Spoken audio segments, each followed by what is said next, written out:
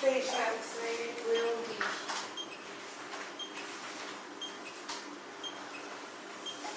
Ready हो गए बोलो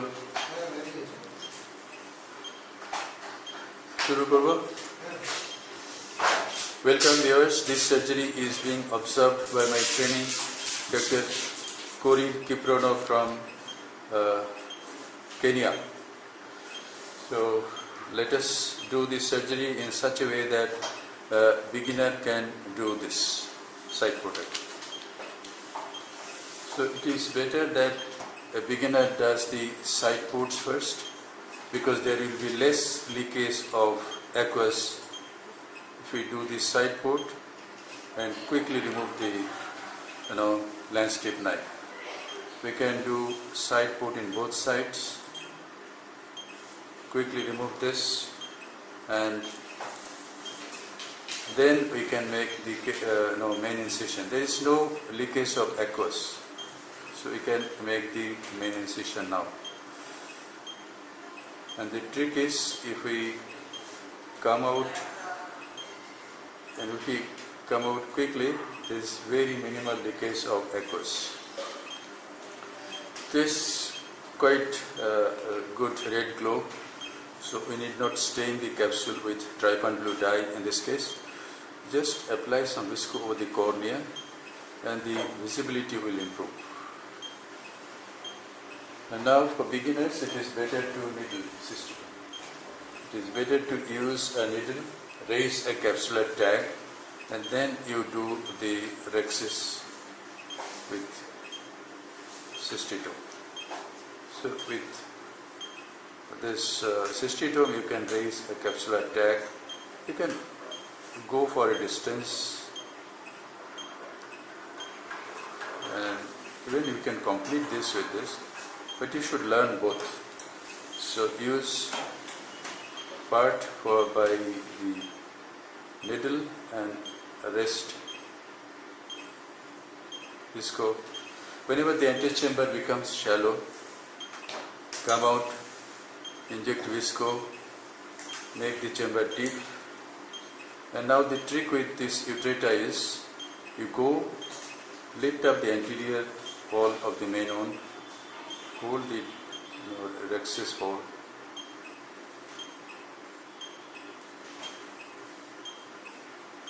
This has become a little eccentric, it has come nearer the pupillary border in this side, little less. Still okay, continuous rhexis, fairly round. And now we do hydrodissection. Just go under the anterior capsular rim, inject visco. See the fluid wave goes to this side, you stop and give it tap. The fluid wave comes anteriorly, visco. And you try to rotate the nucleus as the fluid wave comes anteriorly. Yes, it is rotating nicely. Visco.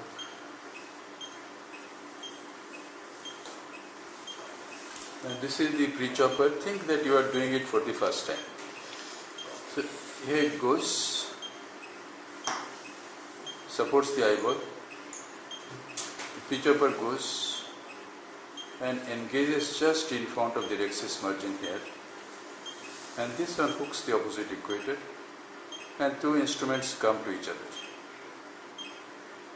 And you get a crack. Rotate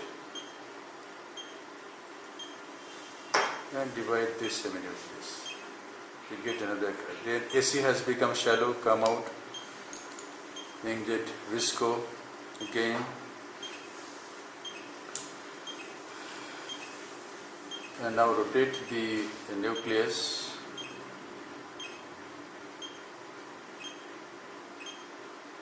Then you can chop this seminucleus also. This is very safe. You are not going to periphery, you are always from center up to the middle of the center and periphery. This much is the, and this pre-chopper has a rounded bottom, so it is not going to prick the posterior capsule. Length of the tip is only 1.8 millimeter. So we have got 4 pieces, and now we just have to go and emulsify these pieces.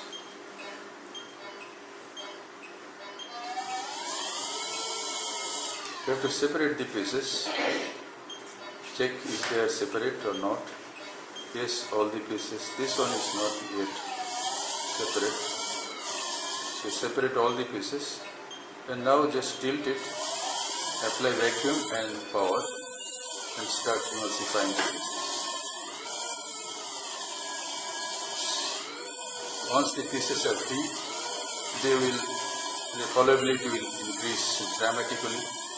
If they are attached to each other, colorability will be less. So separate the pieces first. And now this is the third piece. We are using 60% ultrasonic energy, 400 vacuum and 40 Cortex. And this is the fourth piece. Vacuum 400.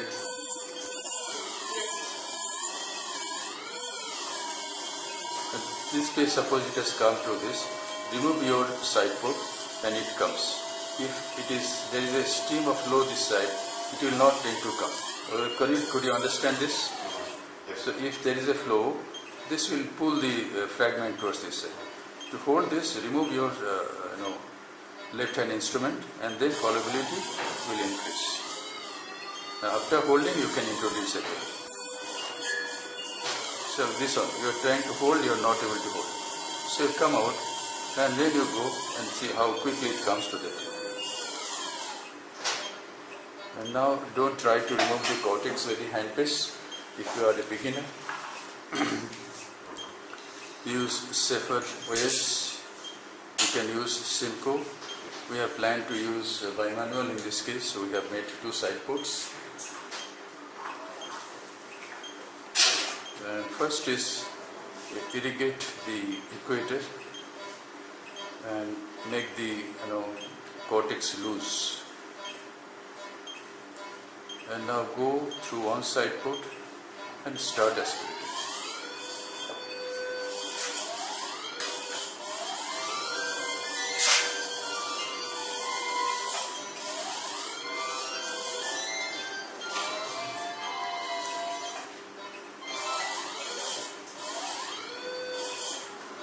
You can remove the cortex this way, but it is better to change hands. Beginners may find it difficult removing all cortex at one go. You can change hands, and this is polishing of the posterior capsule. By this fluid jet, you just tilt it and rub over the, don't rub directly, just go near the posterior capsule and sweep. And the fluid jet will clean the posterior capsule. And how beautifully it is cleaned. And now we are going to implant intraocular lens here. So we are using a B cartridge, so it is always better to enlarge the main wound little bit. So go engage at one side and just make a forward movement like this. Don't cut it like this. Just engage at one side and make a forward movement. Now this is the implantation of the intraocular lens. Goes, just press here at the haptic optic junction and it goes in the back. So here is the lens. The lens optic is overlapped all around by the anticapsular ring. The centration of the lens will be very good. This is particularly important in case of premium IOLs. But it is always better that if you make a 5.5 mm round axis and the rexis anticapsular ring overlaps the optic all around.